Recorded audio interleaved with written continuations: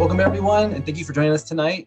The Engineering, Diversity, and Inclusion Council welcomes all of you to our 9th episode in Walking the Walk panel series. This panel will feature some undergraduate Santa Clara University leaders from across the campus to start discussions around allyship and how we can hopefully bridge the gaps between all of our students, all of our faculty, staff, to bring people together across all corners of the university, all generations, all hierarchies, so we can move together forward in a positive direction. We hope to create a constructive atmosphere that nurtures ideas and real solutions. Before we get started, a couple of house rules for everyone that's watching. Please keep yourselves muted. The chat room is open for you to ask any questions or leave any thoughts you have. If you would like to watch previous episodes of Walking the Walk, you can do so at www.scu.edu/engineering/WTWT.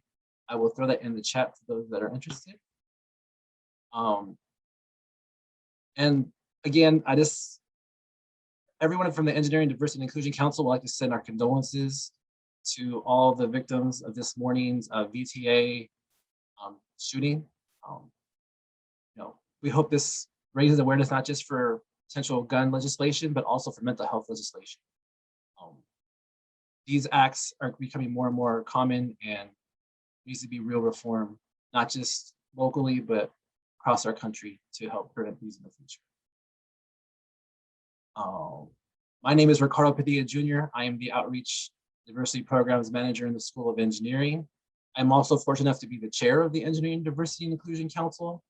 I myself am a first-gen college graduate, born and raised in the Bay Area.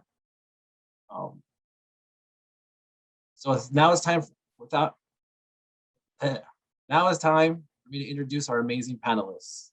Panelists, when I say your name, it would be great if you could take about a minute or two to say a little bit more about yourselves. So let's get started with Edith Gonzalez.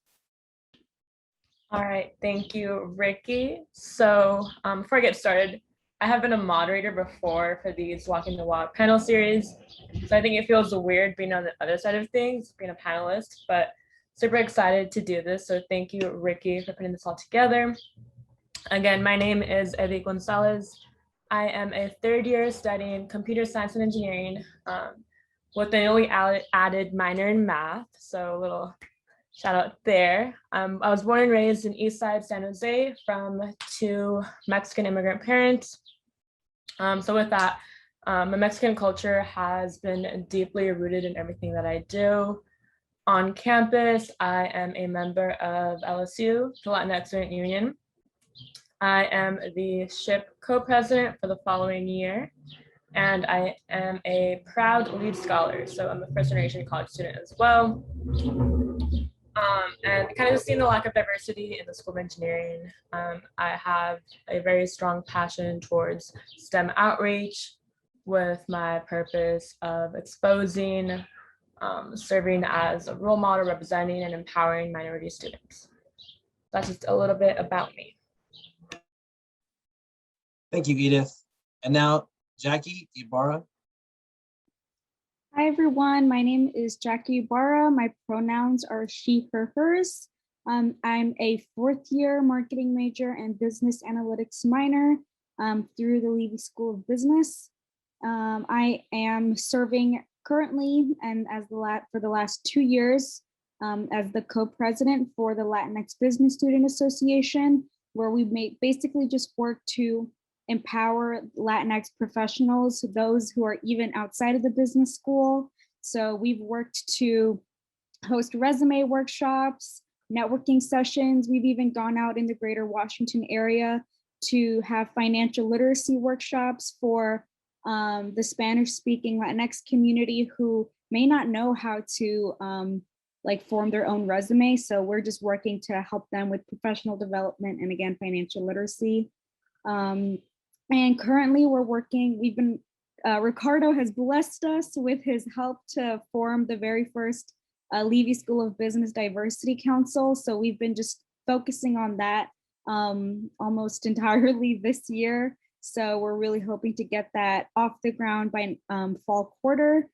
And I'm also the Student Inclusion Educator for the Office for Multicultural Learning. I've been in this role for the last 3 years. It's been really fantastic. We've, held difficult dialogues as well as a bunch of other events that I'm sure you've heard of in collaboration with the MCC. So it's really great to be here. Thank you, Jackie. And lastly, Angel Lynn. Hi, everyone. My name is Angel Lynn. I am a sophomore studying sociology and ethnic studies, and I'm from Seattle, Washington. I'm actually brand new to the whole Walking the Walk Together series. So I'm really excited and honored that I have a chance to be here. Thank you, Ricky, for reaching out and asking me.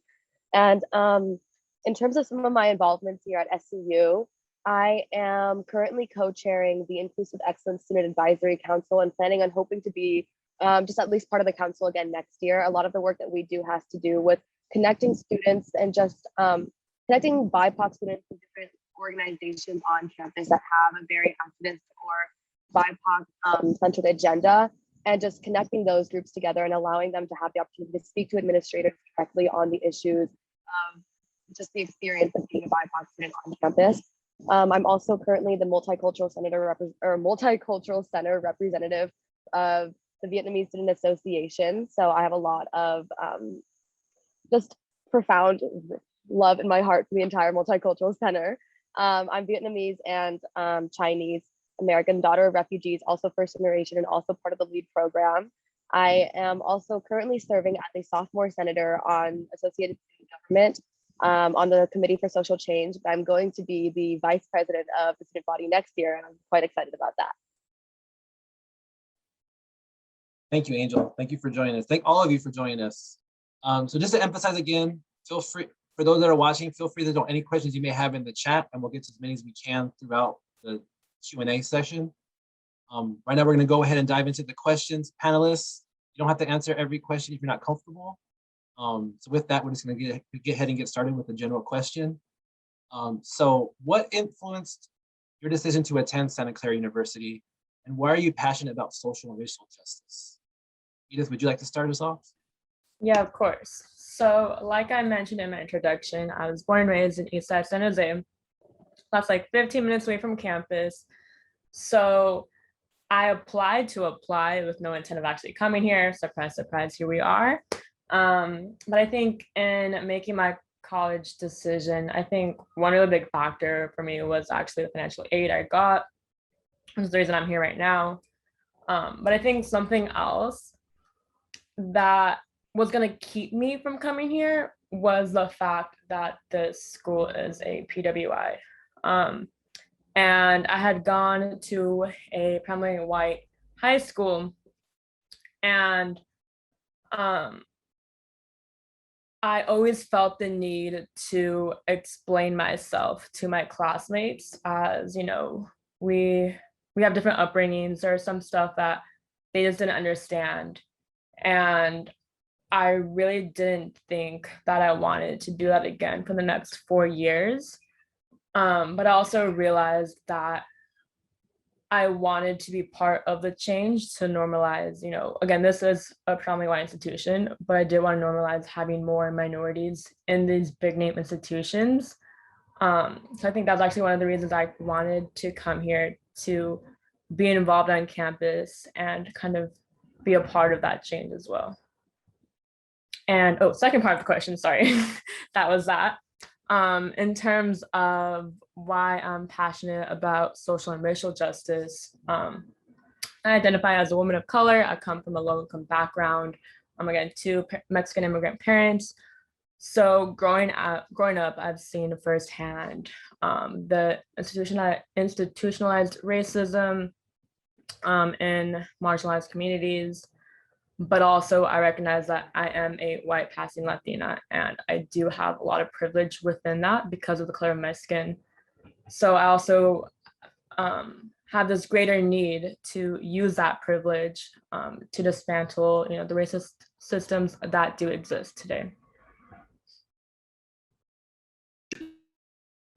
I can talk a little bit about this as well. So I feel like my high school experience is kind of the opposite of Edith's, where I'm originally from Chicago. which is, from those of you who don't know, is very much a hub for Mexican immigrants. So there's a ton of immigrants that flock to Chicago.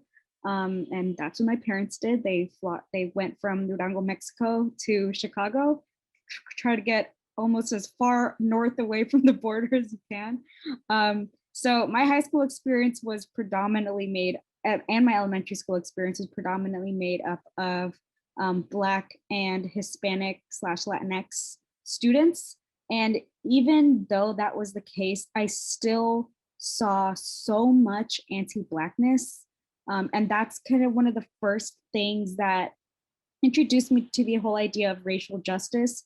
Just seeing how, like, you know, even in high school, I wasn't in the greatest of areas. So like you would see a lot of like gang affiliated issues. It would be kind of like the Latinx students versus the Black students, and trying to, like, you know, just always like going at each other's throats. And even my own parents, and seeing how like all of our neighbors were for the most part Black, and just seeing how my parents adopted ideas of anti-Blackness. And, you know, just seeing that, like, since I was a child, it was something that always frustrated me about the Latinx community, and especially like Edith, I am white passing. I'm privileged to be a US citizen. So I felt like it was an obligation of mine to do something to fight anti-Blackness in any way that I could. But anytime I try to talk about that with my friends, they would, you know, make fun of me and say that I was like why should I like fight for those around me if they weren't going to fight for me and like our issues. And I just knew that I needed to get out of Chicago and like go somewhere else that did put more effort and like emphasis into these issues. So that's why I knew California was a perfect place to be. And although SCU, it was not my first California choice, but I knew to convince my parents, my very Catholic parents, to let me come all the way to California. You know, it had to be a Jesuit school. And to be honest, that is something I really did like about SCU as well, is that, you know, they put, even though to some extent it can be performative, I do think that there is an emphasis on social and racial justice, especially from the students.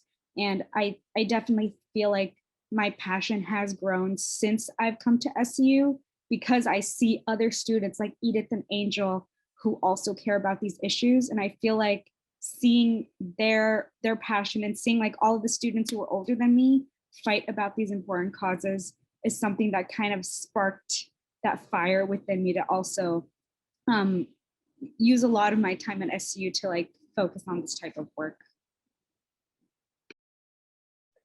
Yeah, and I guess it's my turn. So I have actually had the fortune to attend a private Catholic school throughout my entire life. Bless my mother for always making sure that I was able to go to a school where her Catholic values were very like heavily reflected. But growing up like in a Catholic school in Washington, Santa Clara University was like sort of known amongst my peers, and I had like seen the upperclassmen in my classes in my schools attend Santa Clara University, and I had always like understood it as like a far off distant thing, never really thinking that I would like go out of state for school. But I ended up applying anyway because I was like, oh, I have a dream, I'm gonna do it, you know. And lo and behold, LEAD pulled through and gave me so much money that it was almost impossible to say no. And I know that is an experience that's very similar to a lot of other LEAD and first gen and other minority students on campus. And I think that definitely, I like have to admit, was one of the largest contributing factors to why I wanted to attend Santa Clara University at all. I had looked very little into the actual details of the institution. I had like visited one time on a whim, sort of like while one of my, like I've been visiting my family, but it wasn't really an actual visit. But I like was like, okay, we're gonna go here. And so I think a better question I would sort of like get out of this question is like what made me actually want to stay at Santa Clara University, or what made me sort of fall in love with Santa Clara University was the LEAD program. I came here the week before school actually started, and I was able to really meet a bunch of peers and cohorts who were able to allow me to get past a certain stigma or fear that I had in terms of like coming to a school like this and realizing that there are going to be people who are like me here, and there are going to be people who are willing to support the spaces that I am actually wanting to support. And it's not going to have to be like high school all over again, where I'm the only one who's having to defend myself. But I think the reason I am passionate about racial and social justice definitely has to do with my upbringing and my background. I'm the daughter of a single mother who's a refugee from the Vietnam War. And I think that in and of itself has always been a huge marker of how I've carried myself in classroom discussions in general, but also just how I view the world critically. And I think I've always definitely wanted to make a critical lens coming from a predominantly white institution and going into another predominantly white institution. And I think realizing the ways in which our privilege, and especially me as an Asian American, benefits us and provides us access to certain fruits of society that other groups don't have, but also have been like actively denied throughout the years, is incredibly important. And I think to have the opportunity to go to an institution as renowned as Santa Clara University, to be able to attend this like with so much support from my peers, it's like almost out of obligation and moral duty that I like, have a commitment to racial and social justice to further the advancements of others who can't be in my position. Thank you. So next question I have, what current efforts are you or the organizations you're a part of doing to address social, racial, and environmental justice in and around campus or in the community? Jackie, would you like to start? Yeah, I would love to.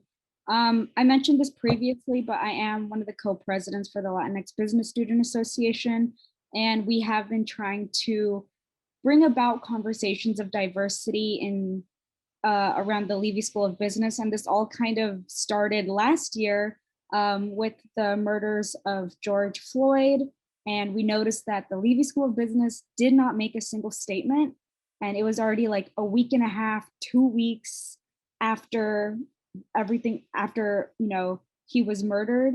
And we were seeing that a bunch of other departments were already saying something. So LBSA and LBBA, which was the Leavey Black Business Student Association, we kind of formed together and made a statement saying just how disappointed in them we are that they just did not care to say anything and to show any type of solidarity.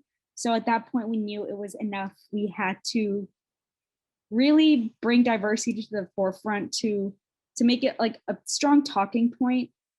So now fast forward to about like a week ago, we had our last diversity forum where we took a survey. We had a bunch of students in the Leavey Business School respond to a survey about how they feel being in the business school. And we found that the three words that the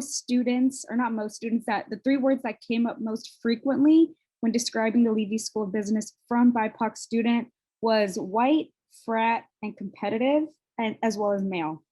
And there was one professor, I'm not going to say who said, oh, I don't really believe these responses. For those of you who were there, I personally don't see any of the frat culture. This doesn't seem very realistic to me. And I just thought to myself, you know what? That is exactly why we need this initiative, because there's so many points where students like me don't feel like our professors really care about our experiences and don't care about the fact that we do not feel like we belong at the end of the day. So that's just something, that's like one way that LBSA has been really focusing to try to promote that justice within our small business school environment.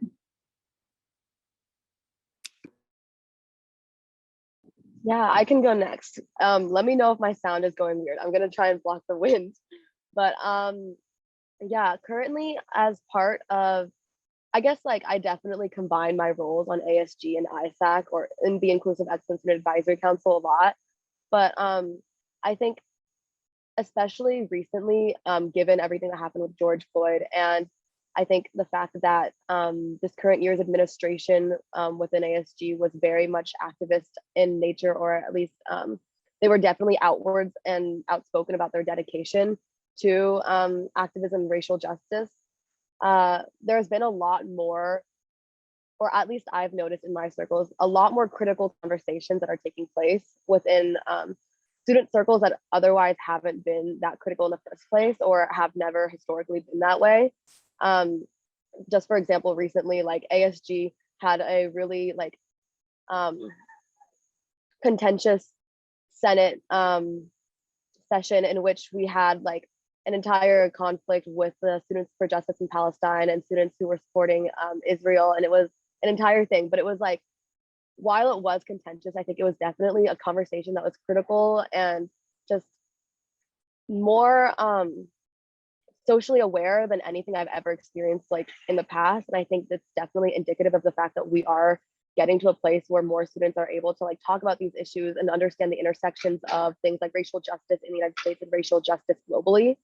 But in particular, I think something that I am personally proud of for working on this, or at least something that I've been wanting to continue working on this current year, is work with the campus safety services reimagination and the audit, especially with ISAC. I think a lot has been done, especially early on after the Dr. Morgan incident, in which we really foster that dialogue between students and administrators and gave students a platform to actually speak on the way they felt with after the Dr. Morgan incident, as well as just like Black experiences with campus safety historically that have been ignored until this very moment. And I think that was really an empowering moment for us. And I think doing continued work with this reform and understanding and doing education throughout the student body about the audit has been something that I've been extremely passionate about and wanting to continue doing. Just recently, we actually we've been in a lot of meetings with like several campus safety officers, and it seems as though like they are definitely open to the changes or open to the conversations about the changes that students are asking for. And that's something that I think is absolutely radical and hasn't been done before in the past, and is like has almost been unheard of.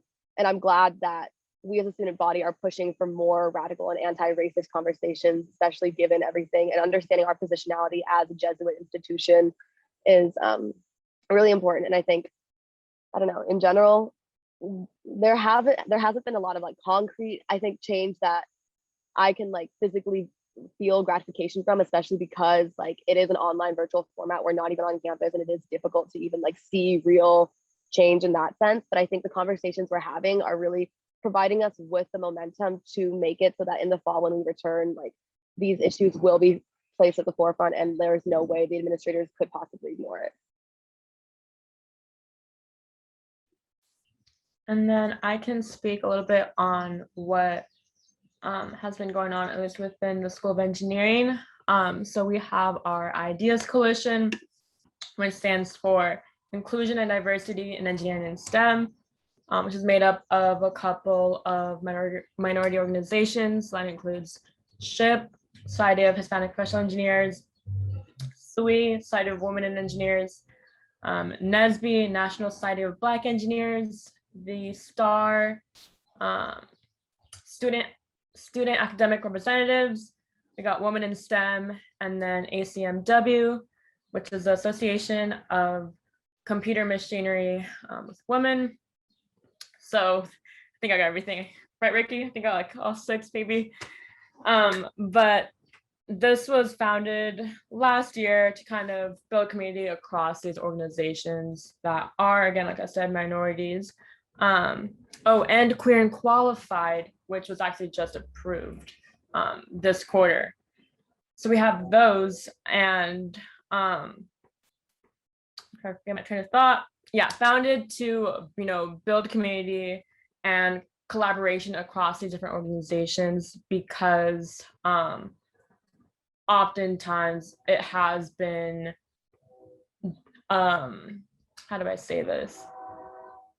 We face similar issues, but haven't collaborated together and kind of sought to find some solutions for this. I think the biggest thing that we've been doing through the Ideas Coalition is our STEM forums. Happens twice a year. So we just had our second one this quarter actually.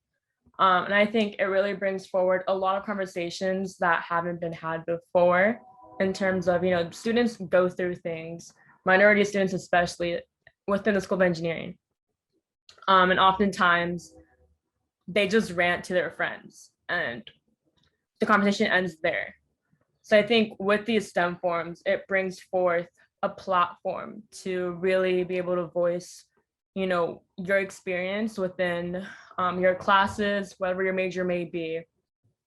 And like not only this, but provide some solutions and like how to move forward from this. Yes, like we have so many problems we want to fix. Like how can we move, like that would be like our first STEM forum, you know, all the things we bring up. Our second one is like, okay, like we notice that we have these problems in the School of Engineering. Like how can we fix them? What are some short-term goals? What are like, and like what can we get done in a couple of months, in a couple of years? Like how can we make sure that we're constantly trying to improve experiences for these minority students? And I haven't been on the Ideas Coalition board for a long time, so I can't speak of like the work I've been doing, but I know there's been so much that they've done. And I think one of their initiatives that was done over the summer was the SU Declassified Camino page, which kind of just brought forward all the resources from Santa Clara in regards to like, you know, academics, you know, like financial aid, you know, bias offense, sexual assault, and put them all in one Camino page to make it easy and accessible for students to find. And the work will continue in the future as well. Thank you. So I have a follow-up question. So given each of you, all of your time on campus from when you first stepped forward as first years to where you are now, how have you seen these issues around social and racial justice change? And especially over the last 16 months now, how have you seen the pandemic affect these changes and affect social and racial justice on now the virtual campus that is Zoom? I could start this one. I would say in my 4 years, honestly, there hasn't been too much change. I would say for the most part, the way these like DEI issues are done is for the most part the same. If students aren't, you know, spearheading these initiatives, a lot of the times it won't be done, like nothing will be done. It's oftentimes the students that are starting these initiatives and putting in most of the work. Not saying that there aren't faculty and staff that are, you know, super great like support, but it is for the most part like students that are running these things. And I would say in this last year, not so much because of the pandemic, but because of the BLM movement and because of the Asian hate crimes that we're seeing, I think we are seeing like more urgency to like get these certain initiatives up and running. And I don't know if it's kind of a reactive thing because of these issues, but regardless, I think it's a good thing. We're going into the right direction, whether it's performative or not. I think at the end of the day, as long as we get students, faculty, and staff that genuinely care about these issues, I think that's a good thing. And like we're moving in the right direction. And I think for me, like as a first year, I was super naive. Like when I step on campus, like I'm like, oh my gosh, like Santa Clara, you know, every day's Claridice. So I don't think I realized the issues that existed and were so embedded into the SU culture my freshman year. And I think the biggest change that I've seen since then is the transparency with ASG and like hearing what they're doing, their initiatives. So with the Instagram account, the ASGSU, you know, present VP, I think that for me, that was started last year, is how I was able to kind of be updated with those issues and like, okay, like what is being done from the school? Like what progress is being made? Because before that, freshman year, I don't even know a single thing. You can ask me what happened freshman year. I couldn't tell you. I did not know what was going on. I wasn't a part of any organizations that had such high power to, you know, be in these conversations. And so I think that's been super helpful for me to be like, okay, like I can see that there is work being done. Like, no, we're not nowhere near, you know, fixing all this. But I've really appreciated the transparency and being able to follow, what exactly is happening and what ASG is doing and what the school is doing as well. Yeah, so sorry if my sound goes bad, just like literally shout. But yeah, so I'm a second year, so in-person classes for me literally was only 6 months of my life. And so basically, I have no idea what actual like Santa Clara University is really like.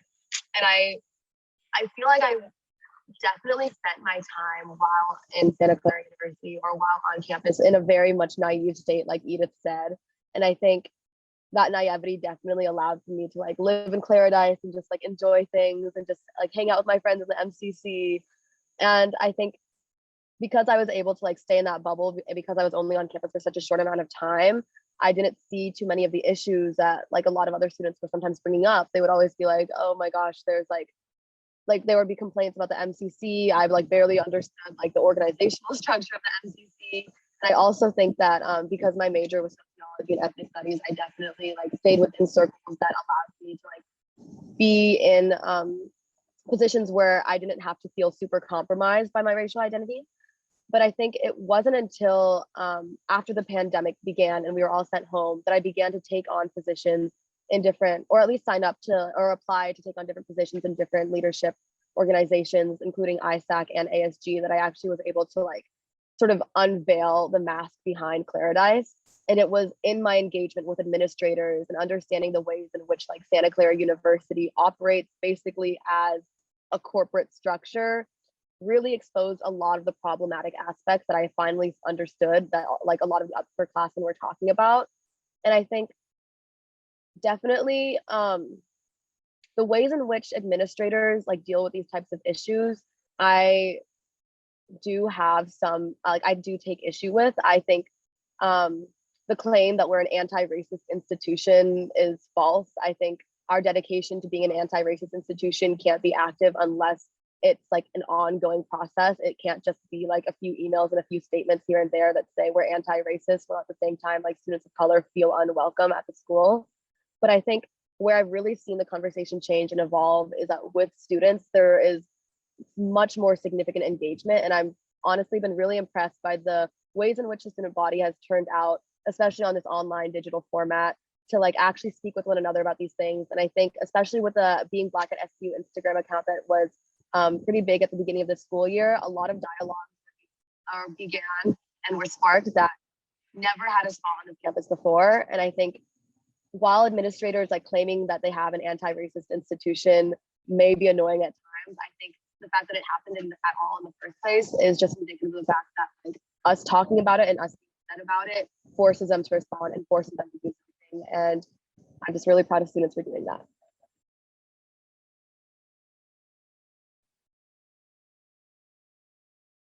Thank you. So, obviously the university and all the different schools on campus have been working on several efforts in direct response to student feedback over the past year. But many students don't know about it because it's often buried deep within emails and web pages. How can the university evolve its communication strategy to meet the population, to meet all of you, to be more effective? So that way, the information that and the projects that I personally know that are being worked on, actually students will have a chance to actually know what's going on and know these are being worked on, and besides relying on email. What are some strategies that could be used? Yeah, I guess I could start with this question. I would say that like the most effective thing that administrators can do is that when there is an opportunity to engage with students and when there is an opportunity to actually like speak to BIPOC students about their needs and demands, they should be more candid about it. And there should be more of a sense of genuineness. Yeah. I think something that nothing bothers like BIPOC students more than going to a diversity forum and hearing the words, "I hear you" over and over again, or listening to an administrator read out a prepared statement that obviously feels canned. I think the emails are good, and I think the emails are great, and I think the students who care about the initiatives read the initiatives, and so I don't think that's necessarily an issue. I think where there is an issue is that like when it comes time to actually confront these administrators or the people who are making these big decisions on a personal level, that level of like personality or that level of understanding and recognition of humanity isn't really there. And I think that's what a lot of students take issue with. And in order to be more effective, I think it has to be administrators who take the first step. It cannot be like the burden of students of color to do that. And on that note, in terms of like administrators taking that first step, I just think they really need to be transparent on like hard data. Because I think at the end of the day, like when we see these statistics about like how maybe little representation is really in the business school or in the School of Engineering or whatever, in these different spaces and these, I guess, higher roles of power, when we have those hard facts and those statistics, I think that is what gets people talking about these things a lot more. For instance, like the LBSA and LBBA have been trying to get a diversity dashboard for the Leavey School of Business since last summer, and it was supposed to be completed since last summer, and we have still not gotten that dashboard. And it's like these things, like we keep getting told like, oh, it's almost ready, we hear you, we understand, like exactly what Angel was saying, like I don't care that you hear me, I need this information, I need to prove that you're actually putting in this work and actually listening to us, and that you think that this is as big of a priority as students obviously think that it is. Because at this point, admin for the most part has done nothing to really prove that they actually care.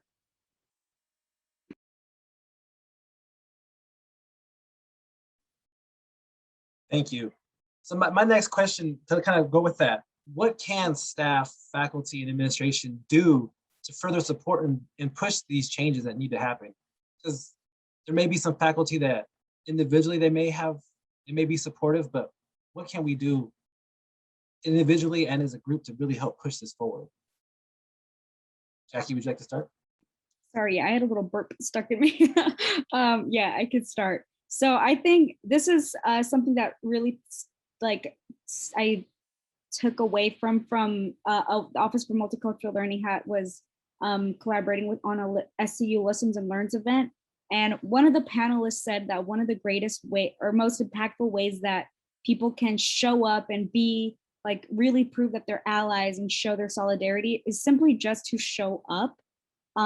Show up to events like this, even after talking about diversity is no longer trendy. Like show up to walks. For instance, like with the George Floyd murders, like there was a little march. Almost all students, I didn't hardly see any faculty or staff. Those are the things that we want you to show up to.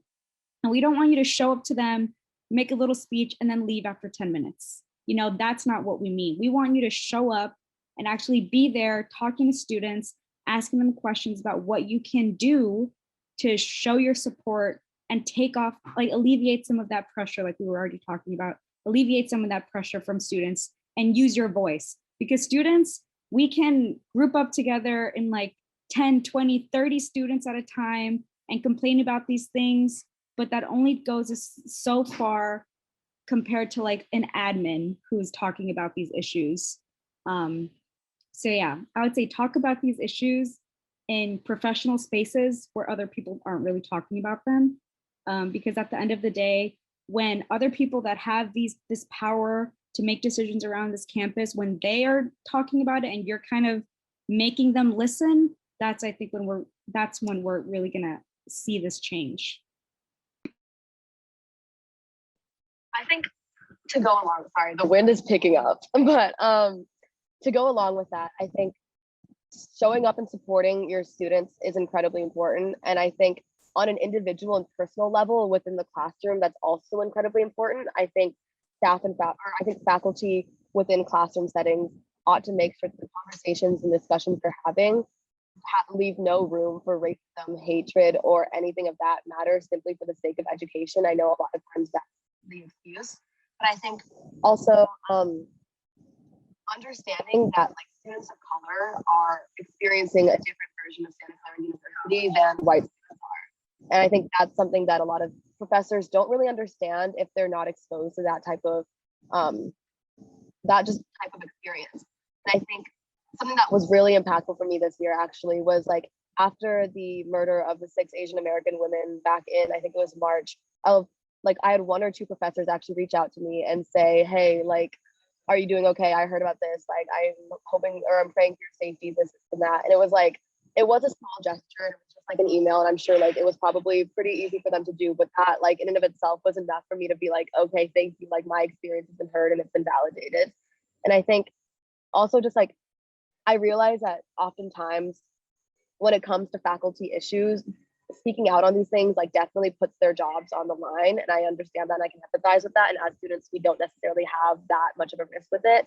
I know that with like the labor rights union issue that's happening right now, that's also like a major risk faced by a lot of faculty and staff. And I think them doing things like that and showing support in those ways while also showing support for the like risky initiatives that we take on allows for a very like mutual and productive symbiotic relationship in which both students and faculty members are supporting each other and saying, hey, we're in this together. And if like the university wants to make our experiences bad in any way, like we aren't going to condone it and we're going to do this together. And just to reiterate like those 2 points, I think, Jackie and Angel, you guys like hit it on the head with, listen and show up. It's always students, like student-led organizations. We always have to put in all this effort to bring forth this change. And like, it's just great. Like we're having so much support from students, but like you guys said, like we need to have faculty support in it as well. Like I always wonder, like, do they know what we're doing? Like, what initiatives we're trying to bring forth? And it's like, if they do, it's like, why don't we see them come forth? I think with that, I think this quarter, I've felt heard in that I've had 2 professors come out and like want to learn more about what I'm doing. And that just meant the world, because oftentimes I don't know how it works with faculty. I don't know how much they know about each organization. Like Angel said, the experiences that, BIPOC students go through, because obviously it is different than a white student and how they kind of maneuver through Santa Clara. But actually 3 professors have reached out to me, this quarter about that, wanting to learn more about the initiatives we're doing, because it is important, because they want to empower the students that come afterwards to make sure that they know about these resources. So I found that super important, and that these conversations need to be had so everyone can just take that knowledge and kind of pass it forward to, the next students that come and afterwards, so forth. So just honestly, it's being heard and showing up. Thank you. To follow up on that question, what sense do you get? Obviously, our faculty is not as representative and as diverse as our student population. What effect do you think that has on the way that currently the university is responding to these issues? And what effect do you think it would have if and when, hopefully in the future, the diversity of our faculty and our staff is of equal to our students? I can start off of that question. I think it's hard to even find allies within our faculty when they are not as diverse. Again, like for me, I know that if someone shares a similar background as myself, like we will connect. And that's through, being a first generation college student. Through LEAD, I know I have a support group there. Through SHIP, when I know someone has a Latinx identity, I will, kind of gravitate towards that. And so it's harder for me to open up and share these, things that are happening to faculty within the School of Engineering, for me at least, because I don't know how they'll react to it. I don't know if they'll take offense to, the issues that I want to bring forward. So I think it's really difficult when I just don't have anyone to come to. And the fact that, for our organization of Society of Hispanic Professional Engineers, we have an amazing advisor who's super supportive, will advocate for us. but they don't share a similar identity as us. And it's like, why is it so difficult to find someone at just any faculty that can represent us students? And on that note, this is something that LBSA and LBBA have consistently brought up as one of our biggest issues since the time I've started. There aren't any Latinx or Black professors, so neither of our orgs have an advisor. And from what I remember, we've never had an advisor since I've started, and maybe even since before I've started. But that's a huge problem when like a whole organization that's focusing so hard to support other students doesn't have that advisor to be able to go to for support. That's definitely an issue. And again, just like Edith was mentioning, when you feel like you can't connect with your professors, like maybe other students might be able to, that's obviously going to like make you feel like you don't really belong in that environment. And obviously that's not the case. I want everyone to believe that they belong in these spaces, but it's hard when no one, including your professors, don't look like you, don't understand your experiences, and don't really think that the issues that matter so much to you are like, they don't think that they're important because they don't impact them the way that they impact you.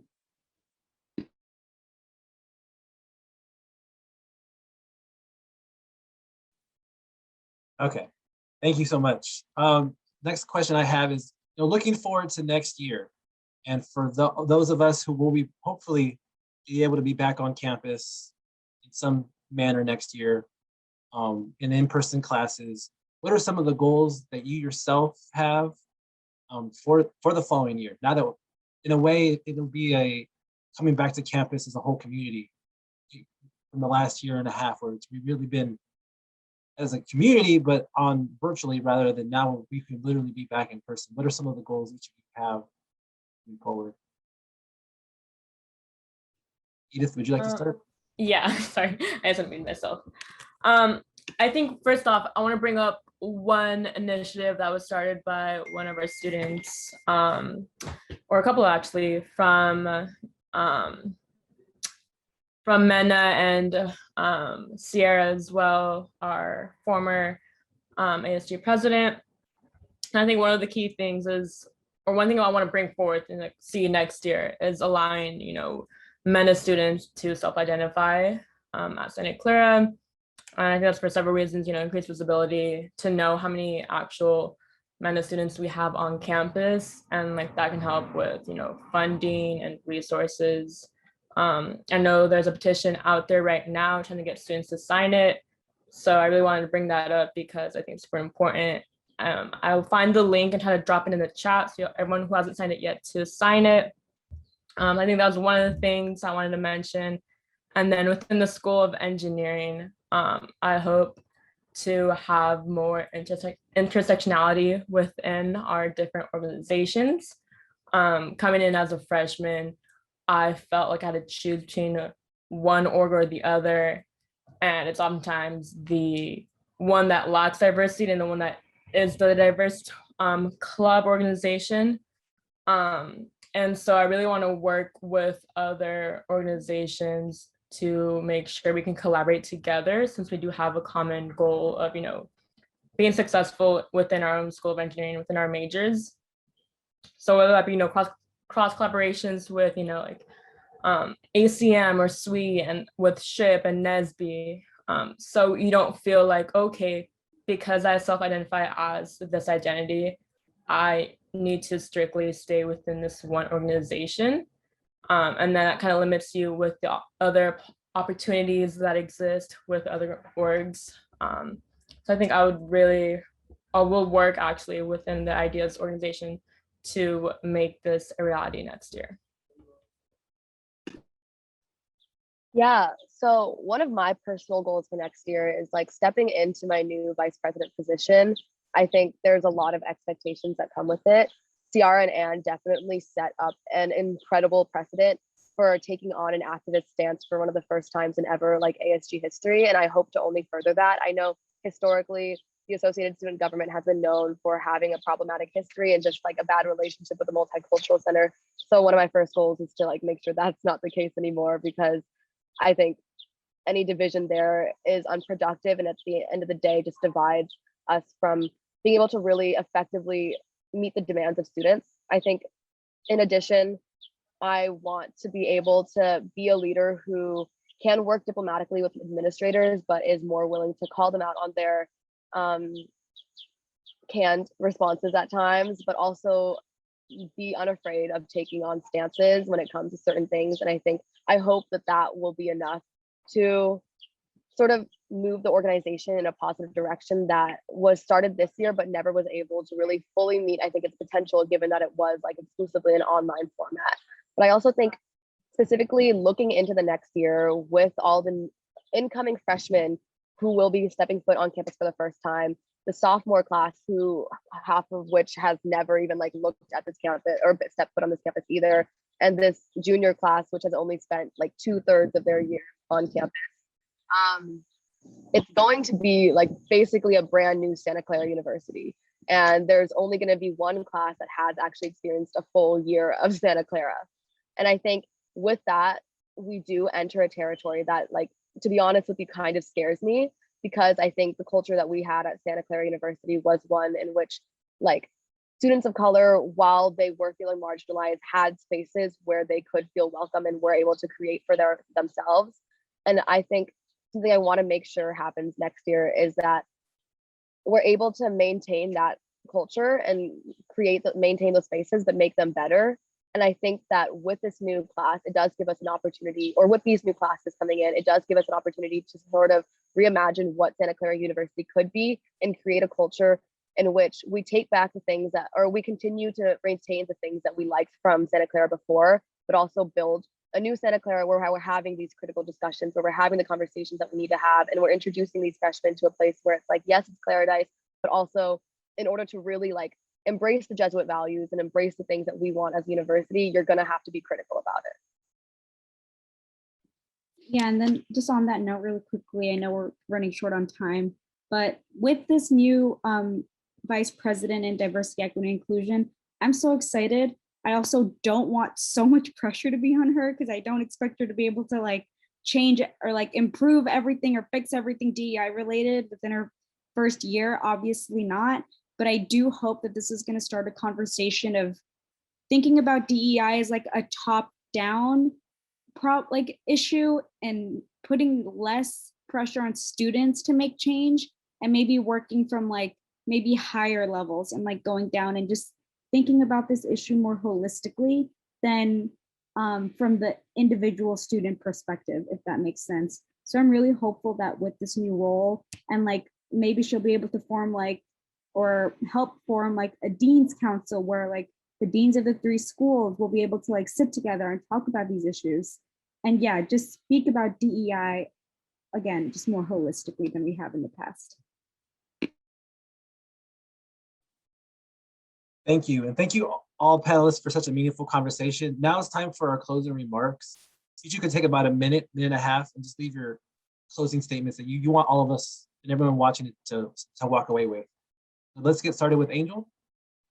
Yeah, I think something I just want everyone to take away from this is that at this point, I think a lot of BIPOC students have lost a lot of faith in the administration and understood the ways in which our institution isn't as like nice and cheery as it once was perceived to be. And I think while that does seem to be a very like hopeless situation, I think it's one that has a lot of opportunity for growth. And I think it's something that actually can be turned into like something really beautiful when we come back to campus next year. I'm excited for us to come back to campus. I'm excited for the conversations we're going to have. I think in order to really just like fully embrace an anti-racist potential for Santa Clara University, it begins with the conversations that you have with BIPOC students. So I would encourage you to take the time to actually make those connections and understand the ways in which like the Santa Clara experience is different for a lot of students. And I think in general, just be mindful. And I think that mindfulness will take us pretty far, hopefully. Thank you, Angel. And now Jackie. Yeah, so I know I mentioned previously that DEI work hasn't really changed so much in the last 4 years that I've been at SCU, but even I still feel like that being the case, I am so hopeful that next year is going to be different because I've seen leaders like Angel and Edith and so many other student leaders that are younger than me that are already doing a lot more work than I have and like other students have. I'm really hopeful that things are going to change. And I just want students to know, like, yes, like this change may seem like it's slow. This change may seem like it's not going anywhere, but trust me, it's not. You're doing work. The work that you're doing is not being done in vain. And I never want you to feel like you should lose hope, because the second you lose hope, that's when like the work that you've done is in vain. Just like keep working hard, and hopefully one day when, you know, admin and professors and faculty do take these things more seriously, they'll be able to take that load off of you a little bit, and you won't have to work so hard for your voice to be heard. Yeah, I would just say stay hopeful, because I'm really hopeful for next year. Thank you, Jackie. And lastly, Edith. Yeah, so I just want to echo off of everything that Jackie said. I got disconnected for a bit, so I didn't hear Angel what Angel said, but I'm pretty sure Angel hit it right too, you know. But I look back to, you know, freshman year, and I see like, okay, like there was so much missing. There was so much missing my freshman year, and I think I can look back at it now and see that and realize that. So you know, there's been so much stride just within this year that we've made. Having this conversation would have never happened a year or two ago. So I'm really proud of the work that we've done so far. And like Jackie's like, I'm super hopeful for like what's to come next year with our leaders across, you know, all schools, that, you know, they will bring forth change in some manner, whether small or big. But I'm just super excited to see all the work that we've done this year. We've laid that foundation, and just seeing how far it gets us with next year.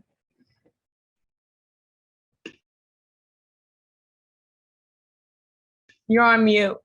Thank you, Edith. I want to thank all the panelists for taking your time out of, you know, your busy schedules, especially during finals at the end of a long year in Zoom, for sharing, for being vulnerable, sharing your perspectives and your stories. Everyone that's here watching, you know, helping us try to bring this community together. Just remember, change starts within each one of us.